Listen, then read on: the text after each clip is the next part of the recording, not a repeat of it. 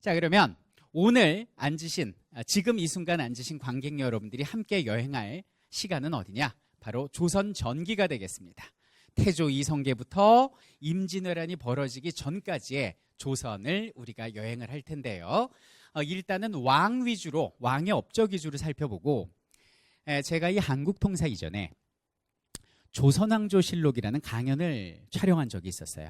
그래서 지금 인터넷상으로도 여러분들이 보실 수가 있는데, 거기서는 왕의 이야기를 중심으로 다뤘다면, 이번 한국통사에서는 왕의 남자들, 그리고 당시대에 살았던 평범한 사람들, 민초들의 이야기도 중간중간 다뤄줍니다. 자, 그러면 조선시대 전기 쪽에 첫 번째 왕을 소개합니다.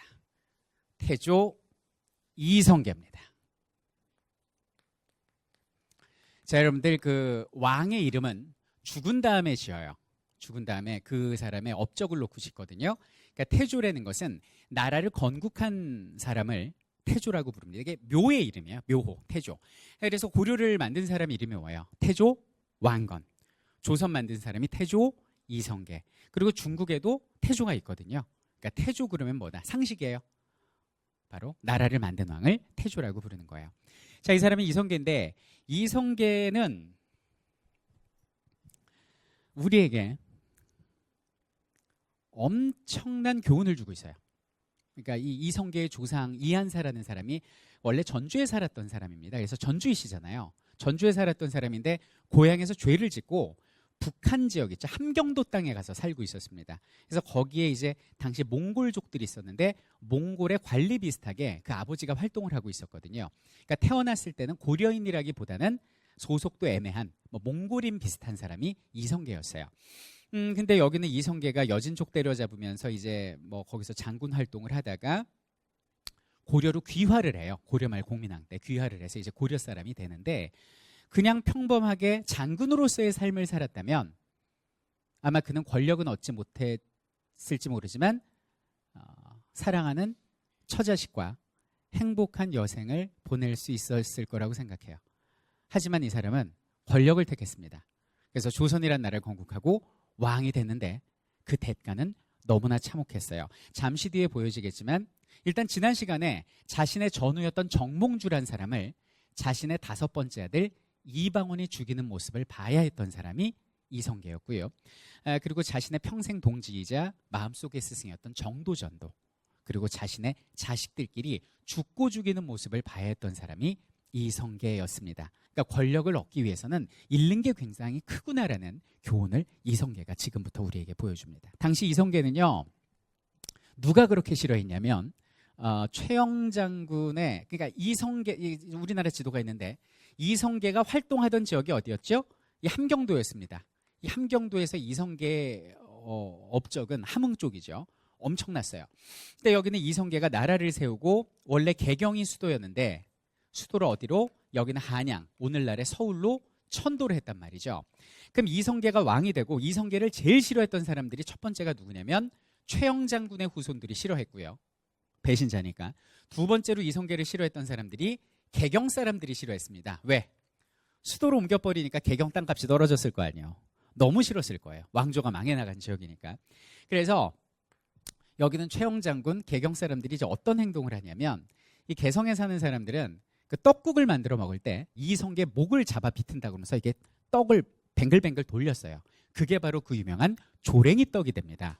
그래서 조랭이 떡국이 나온 게 이성계 모가지 비트는 과정에서, 한풀이 하는 과정에서 나왔고, 저게 바로 개성 음식이에요.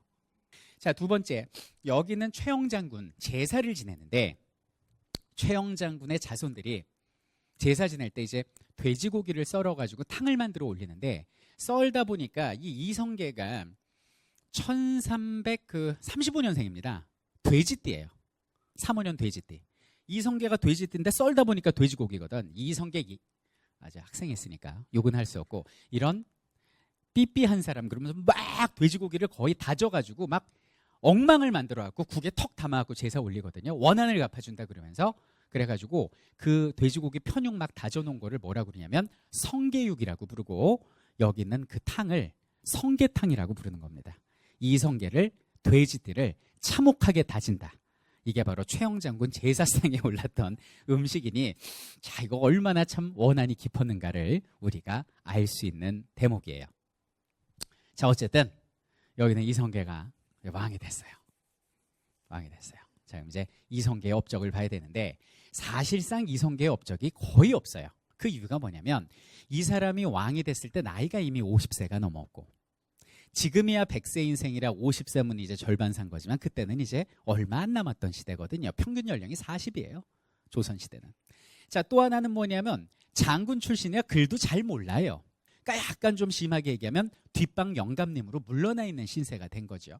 자, 그럼 여기는 이성계를 대신해서 조선을 디자인한 사람이 누가 있느냐? 그게 바로 태조 이성계를 선택해서 위화도 해군을 일으키게 하고 조선을 건국해서 왕으로 추대에 앉힌 태조 이성계의 책사, 오른팔, 비서실장 역할을 했던 삼봉 정도전이 바로 그 사람이다. 이렇게 보시면 돼요.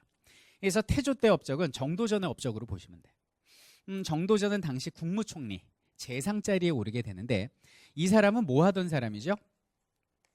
유학자죠. 근데 그 전에 고려시대는 여러분들 태조 왕건이 불교 좋아했잖아. 불교 국가였다면 조선은 유교 국가를 표방하기 시작합니다.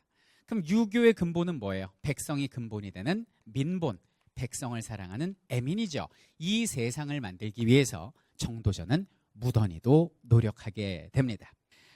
이 정도전은요, 제일 먼저 여기는 서울을 심시티합니다. 도시계획을 한 사람이야, 이 사람이. 한번 볼까요? 제가 그 당시 지도를 가져왔어요. 어디가 어딘지 잘 모르겠죠. 일단 가운데 궁궐이 있고 4대문을 만들어야 될 거 아니에요. 근데 4대문, 그러니까 지금 서울은 강남, 강북, 강서, 강동 다 합쳐서죠. 옛날에는 한강 이북, 강북 지역에 4대문 안, 동대문, 서대문, 남대문, 북대문 안만을 서울이라 그랬어. 그러니까 오늘날 압구정동, 강남 삼성동, 여기 지금 삼성동 아니에요. 이런 데는 그때 뭐 이제 호랑이가 막 사람 잡아먹고 그러던 땅이에요, 여기가. 자, 그럼 한번 볼까요? 자, 4대문에 유교 덕목의 이름을 붙입니다. 흥인지문이죠. 흥인시장 어디예요?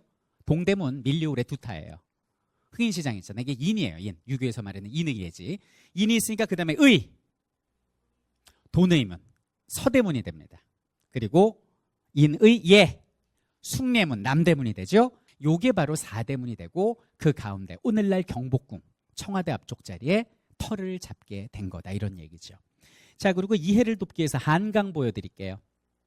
요게 한강이고 한강의 토사가 쌓이고 쌓여서 만들어진 섬이 있습니다. 어디죠? 여의도의 모습도 보고 계십니다. 그러니까 대략 어딘지 아시겠죠? 자 이걸 오늘날의 21세기의 모습으로 다시 한번 보여드리도록 할게요. 자 흥인문, 자 동대문이에요. 그리고 서대문, 남대문, 그리고 숙정문 이렇게 4대문이 있고 그리고 보시면 알겠지만 여러분들 여기 보이시죠? 경복궁. 여기가 바로 이제 경복궁이 되겠습니다. 이게 지금 서울이에요. 자 4대문이 있고 4대문이 있고 그리고 이 4대문이 있으면 4소문이 있어요. 그래서 이렇게 4대문 중간중간에 작은 문을 두어서 또 외부와의 통로로 만들었는데 그 대표적인 예가 지금은 그 동네 이름으로만 남아있는 서소문 있죠. 서소문이 서쪽에 있는 작은 문이었다. 이렇게 이해하시면 되겠습니다. 자, 그럼 이렇게 4대문이 있고요. 이 밑에 이제 한강이 흐릅니다. 한강이. 그렇죠. 여기 한강이 흐르고 그리고 요쪽에 이제 흘렀던 게 뭐냐면 이제 청계천이에요. 요 청계천이 뭐냐면 옛날 조선시대에 하수도 역할을 했어요. 요걸 이제 태종 이방원이 만드는데 그 하수도에서 여인들이 뭐 빨래도 하고 뭐 그런 역할을 했던 게 이제 청계천이 됩니다. 그래서 오늘날은 강남, 강북을 가르는 기준이 여기는 한강이지만 정도전의 경우는 강남, 강북의 개념이 여기는 청계천을 기준으로 여기가 남촌이고 이쪽이 북촌이 되는 거예요. 그럼 오늘날은 여러분들 강남 스타일, 그래서 왠지 강남에 사는 분이 조금 뭐 좀 부자들도 많고 럭셔리해 보인다 이런 그 이미지가 있는데 조선시대에는 청계천 이북에 사는 사람들이 강북 스타일이 진정한 부자였어. 그 이유가 뭐냐면 경복궁이 여기 있거든요. 경복궁이 여기 있어요. 그러면 이 경복궁으로 출퇴근하는 당시에 관리들이 부자겠죠. 그래서 부자들은 여기 살았고 평민들이 여기는 청계천 이남에 살았다. 이렇게 보시면 되겠어요. 자, 그래서 여기는 경복궁이 있고 경복궁 앞에 이렇게 대로변이 있습니다. 대로변 가다 보면 청계천 만나잖아요. 이 대로변에 지금 뭐 있어요? 이순신 장군 동상이 있고 세종대왕 앉아 계시고 그러죠. 그리고 이쪽에 뭐가 있어요? 세종 문화회관이 있습니다. 그죠? 그래서 이쪽으로 가면 연세대학교고 이쪽으로 가면 이제 종로가 됩니다. 종로. 근데 옛날에는 요 세종대왕하고 이순신 장군이는 요 광화문 요 대로변을 뭐라고 그랬냐면 육조거리라고 불렀는데 왜 육조거리냐? 자, 오늘날 장관직은 막 16개, 17개 되잖아요. 뭐 여성부, 뭐 국방부, 행정부 여러 개 있지.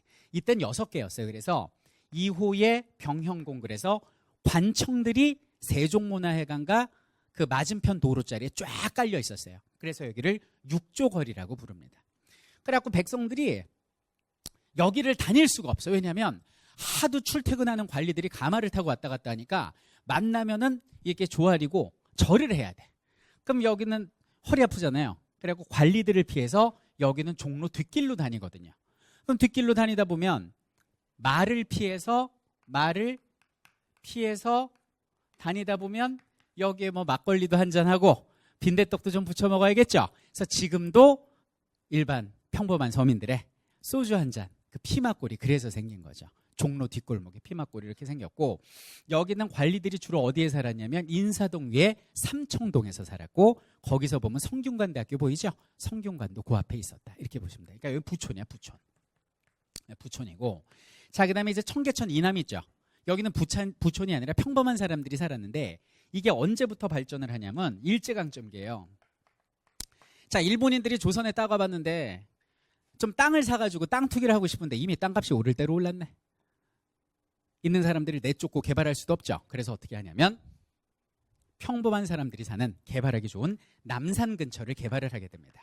그래서 남산 근처의 땅을 헐값으로 사서 여기다가 뭐 호텔도 만들고 별의별 걸 다 만들거든요. 그래서 발전한 게 명동 아닙니까? 그래서 지금은 명동 땅값이 종로보다 더 비싸잖아요. 그게 일제강점기 일본인들에 의해서 그렇게 된 거예요. 자, 근데 이 모든 걸 다 누가 만들었다? 정도전이 만들었어요. 조선을 인테리어한 공사 책임자가 정도전이다. 이렇게 보시면 돼요. 그리고 이 경복궁 안에 있는 여러분들 저 경복궁 가보신 분은 들어보세요. 가면 제일 먼저 뭐가 나와요? 그렇죠. 왕이 뭐 아침 조회도 하고 사신도 맞이하고 행사하고 세자 즉위식도 하는 근정전 있지 않습니까? 집무실. 그 근정전에 이름도 정도전이 붙었어요. 모든 걸 궁궐부터 그냥 도시를 다 만들어놨어. 그럼 이 사람이 사실상 왕의 권력을 쥔 사람이죠. 그럼 어떻게 해야 돼요? 우리 겸양지덕해서 조금 자기를 낮췄어야 되죠. 근데 그 사람은 멈출 줄은 몰랐어요. 그러니까 제 개인적인 판단은 사람이 뭐 못되고 욕망이 있어서가 아니라 자신이 꿈꿨던 유교적 이상사회를 만들려고 너무나 급진적인 노력을 했던 것 같아요. 그러니까 이 사람이 겸양을 몰랐지. 그죠? 그래서 이 사람은 좀 요새 표현으로 좀 건방졌어요. 그 건방짐을 예를 보여드릴게요. 당시 정도전의 명함이 한 10개 됩니다. 볼까요? 자, 문화시랑 찬성사 동판도평 의사사에 판호주사 겸 판상서 사사도 하고 보문각 대학사 지경연 예문 춘추관 관사에 겸의 흥증 그만 읽을게요. 힘들어. 이게 다 이 사람 명함이에요. 대단한 사람이죠. 이 사람은 역사를 되게 중요시 여겼어요. 그래서 이런 심시티를 하면서도 그 전 고려시대의 역사를 정리하는 고려국사라는 책을 썼는데 이걸 단순히 학문적 견해에서 볼 책이 아니고 정치적 의도가 있는 책이에요. 여러분들이 정도전이면 나와 이성계가 때려잡고 멸망시킨 고려를 좋게 쓸까요? 나쁘게 쓸까요? 나쁜 점만 쓰죠. 왜? 그래야 조선 왕조 개창이 정당화되니까. 그래서 조금은 사견이 많이 들어가 있는 현존하지 않는 책이 고려국사란 책이 됩니다. 그리고 새로이 등장한 조선이란 나라는 뭐를 국시로 한다? 불교예요, 유교예요? 유교죠. 그럼 불교를 어떻게 해야 돼? 불교의 잘못된 점을 까야 되잖아. 그래서 제목이 뭐예요? 부처씨가 떠들어대는 잡스러운 소리예요. 그래서 또 심기편이라는 책을 통해서 유학이 불교보다 더 위였다는 점을 다시 한번 강조를 했고 삼봉집은 뭐냐면 본인의 호가 삼봉이야. 문집이야. 자신의 글 쓴 거. 에세이집. 삼봉집. 그리고 조선 경국정과 경제문감을 통해서 조선의 정치제도의 초안을 잡았다는 평가를 듣습니다.